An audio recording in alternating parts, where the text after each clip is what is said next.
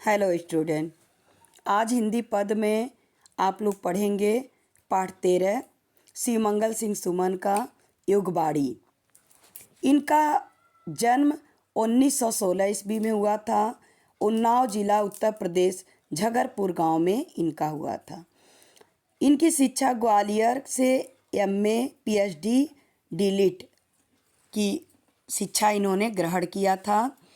इनका साहित्यिक योगदान अध्यापक, कुशल प्रशासक, प्रखर चिंतक और विचारक थे। इनकी काव्य कृतियाँ काव्य संग्रह हिलोल, जीवन के गान, बिंद हिमालय, बाड़ी की व्यथा आदि। इनकी नाटक प्रकृत पुरुष कालिदास। भाषा शैली इनकी कोमल, लालितपुट, प्रांजल भाषा तथा मुक्तक शैली था। इन्हें पुरस्कार दिया गया था साहित्य अकादमी पुरस्कार, पद्म भूषण, पद्मश्री, नेहरू पुरस्कार आदि।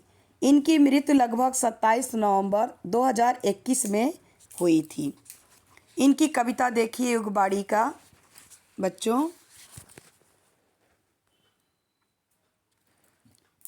हर क्यारी में पद चिन्ह तुम्हारे देखे हैं, हर डाली में मुस्कान तुम्हारी पाई है, हर कांटे में दुख दर्द किसी का कसका है, हर शबनम ने जीवन की प्यास जगाई है। इसका संदर्भ देखिए बच्चों। प्रस्तुत पंक्तियां हमारी पाठ पुस्तक के काव्य खंड में छायावादी एवं प्रगतवादी कवि शिवमंगल सिंह सुमन द्वारा रचित काव्य संग्रह बिंद हिमालय में संकलित कविता युगबाड़ी से अवतरित है। कवि इसमें कृषक वर्ग को संबोधित करते उनके मेहनत का, संघर्ष का वर्णन करता है। इसका अर्थ देखिए बच्चों। कवि मजदूर एवं कृषक वर्ग द्वारा की जाने वाली मेहनत, उनके संघर्ष का वर्णन करते तथा उन्हें संबोधित करते हुए कहता है कि मैंने क्यारी क्यारी में तुम्हारे पैरों के निशान देखे हैं, हर डाली व टहनियों के पलकों में अपनी मुस्कान देखी है। सभी टहनियाँ और पैरों के निशान में तुम्हारे परिश्रम और बढ़ती हुई फसल में तुम्हारे श्रमशील कदम झांकते हुए दिखाई दे रहे हैं।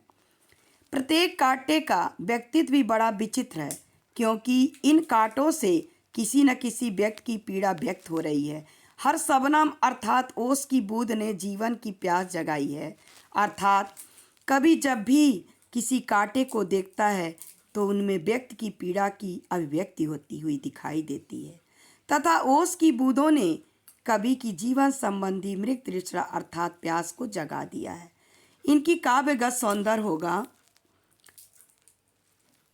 मूल भाव इस कविता का है, कवि इस काव्यांश में कृषक जीवन के संघर्ष, उसकी जीवन संबंधी विभिन्न आशाओं का वर्णन करता है। कांटे कृषक की पीड़ा को दर्शाते तथा शबनम उसकी जीवन संबंधी आशाओं को दर्शाती है। भाषा सरल और खड़ी बोली है। शैली प्रतीकात्मक, रस है शांत, अलंकार है पुनरुक्त, प्रकाश अलंकार, शब्द शक्ति है लक्षणा। नेक्स्ट देखिए बच्चों। हर सरिता की लचकीली लहरें डसती है, हर अंकुर की आँखों में कोरे समाती हैं, हर किस्ले में अधरों की आभा खिलती है, हर काली हवा में मचल मचल इठलाती है। इसका अर्थ देखिए बच्चों। कभी आगे वर्णन करते हुए कहता है कि नदी की उठती बहती लचकीली प्रत्येक लहर मन को इस प्रकार आनंदित कर देती है मानो उसने मन को डस लिया हो। क्यारियों में प्रस्फुटित होने वाले अंकुर भविष्य में उस पर आने वाली कलियों को अपने में समाहित किए होता है। उस अंकुर से फूटी कलियां, नई फूटी लाल पत्तियां, प्रत्येक पल्लव में जो लाली दिखाई देती हैं वो और कुछ नहीं तुम्हारे अधरों की लाली है तथा सभी कलियां हवा में अपनी आदत के अनुसार इठलाती मितराती हैं, मानो सभी बंधनों से मुक्त हो गई हैं। इसका काव्यगत सौंदर्य होगा। अलंकार है पुनरुक्त, प्रकाश अलंकार, भाषा सरल एवं खड़ी बोली, शैली प्रतीकात्मक, रस शांत। नेक्स्ट देखिए बच्चों। अंबर में उगती सोने चांदी की फसलें, ये ज्वार बाजरे की मस्ती लहराती है, अंतर में इसका बिंब उभरता आता है, चांदनी सिंधु में 100 100 ज्वार जगाती है।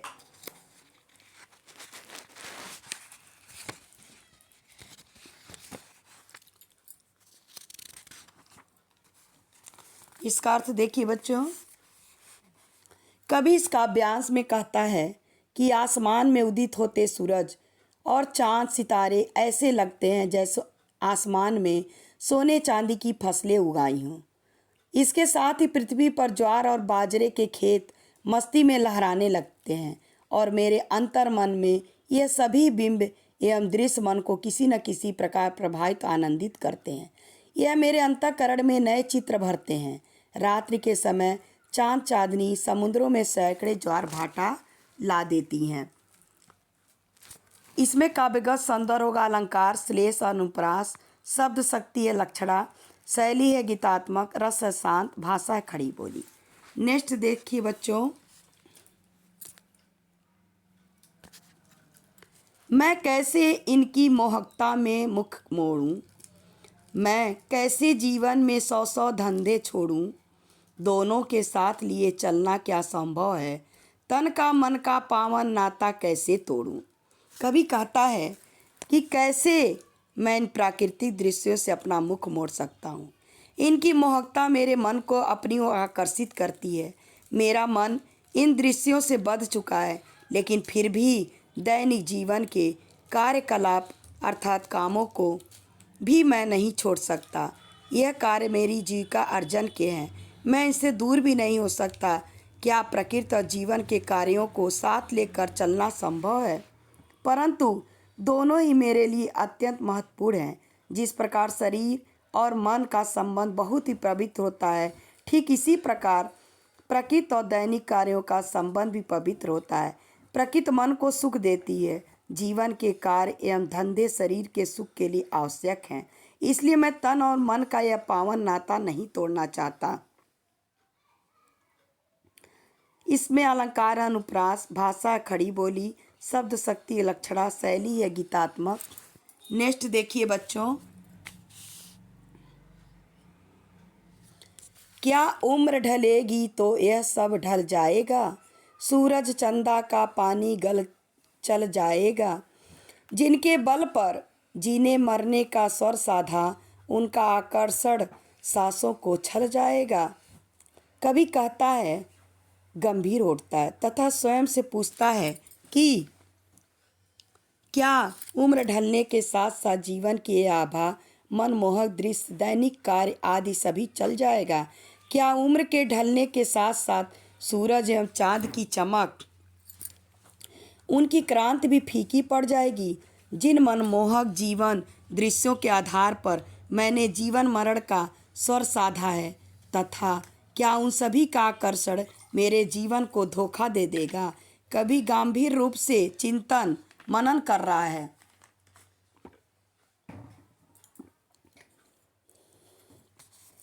कि जीवन में घटित होने वाली सभी लुभावने दृश्य सिर्फ एक छल है।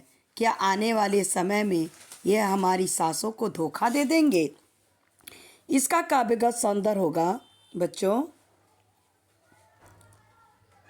अनुप्रास, अलंकार, भाषा खड़ी बोली, शब्द शक्ति लक्षणा, शैली है गीतात्मक। नेक्स्ट देखिए, जिस दिन सपनों के मोल भाव पर उतरूंगा, जिस दिन संघर्षों पर जाली चढ़ जाएगी, जिस दिन लाचारी मुझ पर तरस दिखाएगी, उस दिन जीवन से मौत कहीं बढ़ जाएगी। इसका अर्थ देखिए बच्चों, कवि पुनः कहता है कि जिस दिन मैं अपने सपनों, अपनी परिकल्पनाओं का मोल भाव करने लगूंगा, उस दिन मेरे जीवन के संघर्षों पर जाला लग जाएगा, मेरा संघर्ष थक जाएगा, मेरी लाचारी मुझ पर तरस खाएगी।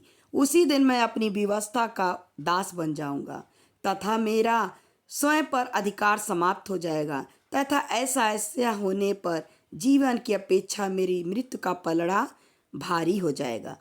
अतः जीवन का दूसरा नाम है ही संघर्ष है।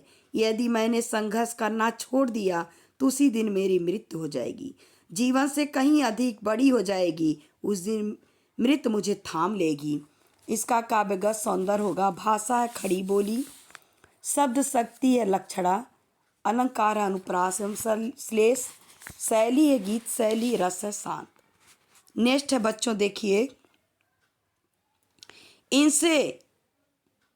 इन सबसे बढ़कर धूप की बिलकती मिट्टी की पथ पर पथराई आंखें पास बुलाती हैं। भगवान भूल में रचकर जिनको भूल गया, जिनकी हड्डी पर धर्म ध्वजा लहराती है। इसका अर्थ देखिए बच्चों, कवि कहता है कि प्रकृति के मनमोहक दृश्य के अतिरिक्त मुझे दुख से रोते बिलखते मनुष्य भी अधिक प्रिय हैं। मैं प्रकृति के रमणीय दृश्यों को ही नहीं निहार सकता, मैं उन असहाय व्यक्तियों को अधिक महक देता हूँ जो अन्न के अभाव में भूख से व्याकुल हैं। उनकी पथराई आँखें आने जाने वालों पर टकटकी लगाए हुए हैं कि कोई ऐसा आगे बढ़कर उनकी मदद करेगा। इन असहाय व्यक्तियों को देखकर ऐसा लगता है मानो भगवान भी इन्हें बनाने के बाद भूल गया है, जैसे उसने इन्हें बनाया ही नहीं था। वास्तव में यह वह वर्ग है जिनकी हड्डियों पर ही धर्म की ध्वजा लहरा रही है, क्योंकि यह तबका दीनहीन प्राणियों का है जो कि अन्याय के विरुद्ध अपनी आवाज़ नहीं उठा सकता तथा स्वयं के प्रति ही रहे शोषण को भी नहीं रोक पाता। इसकी भाषा है खड़ी बोली, इसमें शब्द शक्ति है लक्षणा, इसमें अलंकार है अनुप्रास, इसका रस है करुण। नेक्स्ट देखिए बच्चों, इनको भूलूं तो मेरी मिट्टी मिट्टी है, मेरी आँखों का पानी केवल पानी है। इनको भूलूं तो मेरा जन्म अकारत है, मेरा जीना मरने की मुख्य कहानी है। इसका अर्थ देखिए बच्चों, कवि पुनः कहता है कि यदि मैं इन दीनहीन व्यक्तियों को भुला देता हूँ तो मेरा मानव शरीर को धारण करना निरर्थक है। यदि मैं इंसानों का असहाय व्यक्तियों की दीनहीन व्यथा को समझ ही नहीं पाता तो मेरा मिट्टी का बना यह शरीर व्यर्थ है। यदि मेरे नेत्र इन व्यक्तियों के अपार कष्टों और दुखों को देखकर नहीं भर आते तो मेरे इन नेत्रों को कोई मूल नहीं रहेगा। यदि मैं इन असहाय शोषित को भुला देता हूँ तो मेरा जन्म व्यर्थ है, मेरा जीवन निरर्थक है और मेरा जीना या जीवित रहना भी मरने के मुख कहानी भर है। इसका काव्यगत संदर्भ होगा, भाषा इसमें साहित्यिक खड़ी बोली, अलंकार है रूपक और अनुप्रास, रस है करुण, शैली भावात्मक गीत शैली, शब्द शक्ति लक्षणा। नेक्स्ट देखिए बच्चों, मैं देख रहा हूँ तुम इनको फिर भूल चले, बातों बातों में हमें बहलाते हो, बेबसी चीखती जब बच्चों की लाशों पर उसको आज़ादी की प्रतिध्वनि बतलाते हो। कवि कहता है कि स्पष्ट रूप से देख रहा हूँ कि तुम सभी पूंजीपति लोग असहाय मजदूर वर्ग की अपेक्षा कर रहे हो। हमें तुम बात बात पर बहलाते हो, परंतु अब इन्हें बहलाना छोड़ दो। तुम्हारी अब यह छल कपट की नीति नहीं चलेगी। इन असहाय निर्धन श्रमिकों के बच्चों की लाशों पर इनकी बेबसी विवशता चीख पड़ती है और तुम सभी इसे स्वतंत्रता की प्रतिध्वनि बतलाकर अपना ध्यान वहीं से हटाना चाहते हो, परंतु यह सब ठीक नहीं। तुम्हें यह सभी चालाकियां समाप्त करनी होगी। असहाय व दीन दुखियों के प्रति तुम संवेदनशील होना ही होगा। इसका काव्यगत सौंदर्य है, अलंकार अनुप्रास, पुनरुक्त प्रकाश अलंकार है, भाषा खड़ी बोली, शैली भावात्मक, रस रौद्र, शब्द शक्ति है लक्षणा।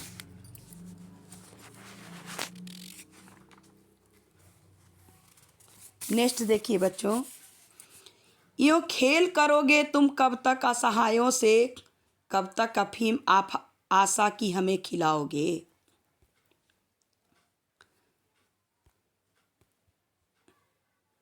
बर्बाद हो गई फसल कहीं जोती बोई, क्या बैठे अकेले ही मरघट पर गाओगे। कवि कहता है कि मैं भली बात जानता हूँ कि तुम अपेक्षित असहाय वर्ग से खिलवाड़ करते रहते हो। आखिर कब तक तुम इन असहाय को बहलाओगे, कब तक तुम इन्हें बहकाओगे में रखोगे, इनका शोषण करोगे, इनमें आशा जगाकर कब तक इनके अधिकारों का हनन करोगे। कभी यहाँ चेतावनी देता है क्या कि तुम कब तक इन्हें आशा रूपी अफीम खिला खिला कर सुलाते रहोगे। याद रखना, मानवीय संवेदनाओं का जो फसल हमने बोई और जोती थी तुम उन्हें नष्ट करने पर तुले हो। यदि ये फसल नष्ट हुई तो तुम अकेले रह जाओगे और यहाँ सब कुछ शमशान में बदल जाएगा। क्या तब तुम उस शमशान में बैठकर अकेले गाना गाओगे। इसका काव्यगत सौंदर्य होगा, इसकी भाषा है खड़ी बोली, अलंकार है अनुप्रास, शैली भावात्मक, गुण है प्रसाद गुण। नेक्स्ट बच्चों देखिए, विश्वास सर्वहारा का तुमने खोया तो आसन मौत की गहन गोश गढ़ जाएगी। यदि बांध बांधने के पहले जल सूख गया, धरती की छाती में दरार पड़ जाएगी। कवि पुनः चेतावनी देते हुए कहता है कि यदि सर्वहारा वर्ग का भरोसा स्वयं तुमने खोया है, इसलिए समीप आती हुई मृत्यु की गहरी फांस तुम्हारे जीवन में गड़ जाएगी। कवि का कहने का तात्पर्य है कि अनेक यत्नों के बाद निर्धन अथवा सर्वहारा वर्ग जागा है, उसकी जागृति अवस्था का तुम्हें अभिनंदन करना चाहिए।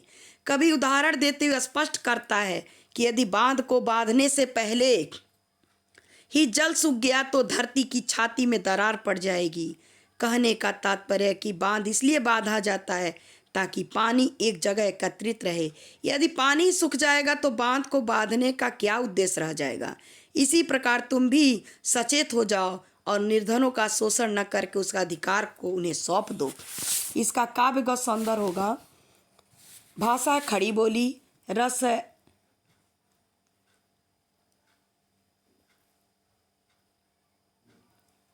शांत, भाषा है खड़ी बोली, शैली भावात्मक गीतात्मक, अलंकार अनुप्रास, शब्द शक्ति लक्षणा शब्द शक्ति।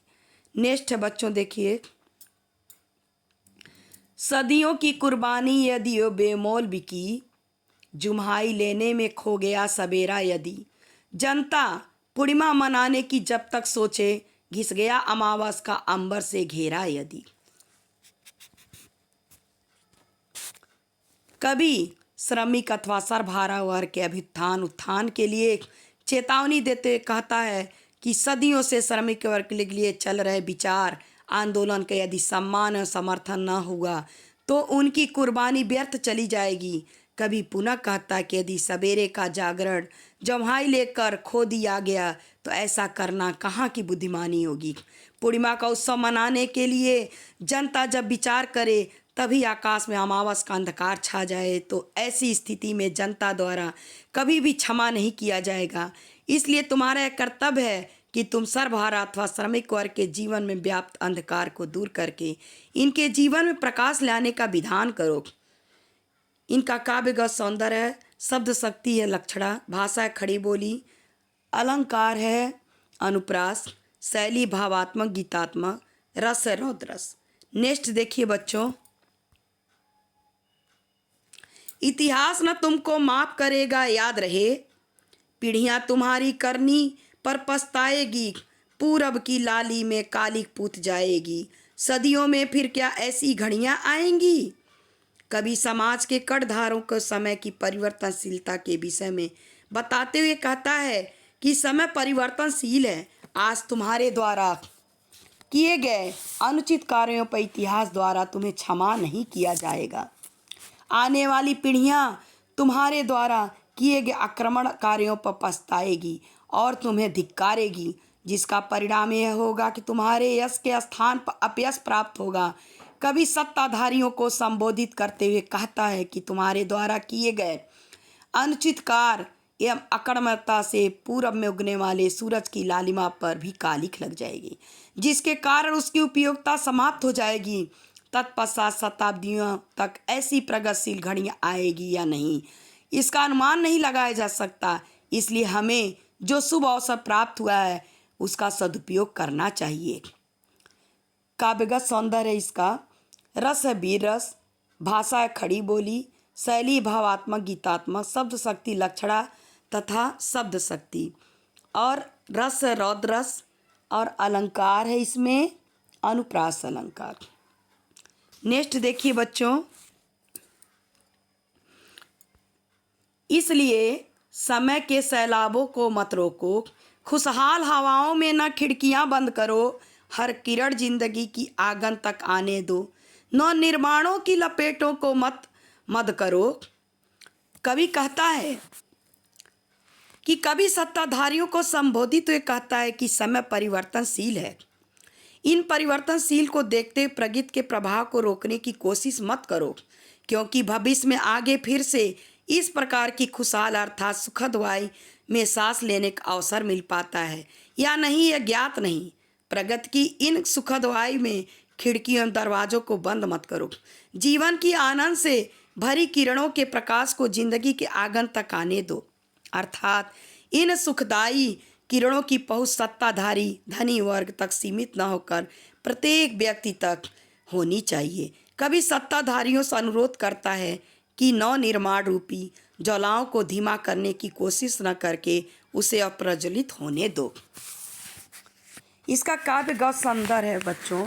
रस है वीर रस, भाषा है खड़ी बोली, शैली है भावात्मक गीतात्मक, शब्द शक्ति व्यंजना शब्द शक्ति, अलंकार है अनुप्रास।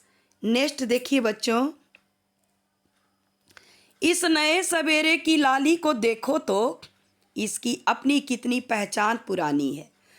भू भुवा स्वर्ग को एक बनाने आई जो युग की गायत्री सब छंदों की रानी है। कवि आगे कहता है कि आज हमें जो चेतना की प्रकाश की लालिमा व्याप्त हुई है इसके लिए बहुत समय से संघर्ष होता आ रहा है। इस नए सवेरे के उदय होने की पहचान बहुत ही पुरानी है। आज नए युग की चेतना गायत्री भूलोक और स्वर्गलोक को एक समान प्रतिष्ठित करने का प्रयास कर रही है, जिसका हमें स्वागत करना चाहिए। काव्यगत सौंदर्य इसका बच्चों होगा।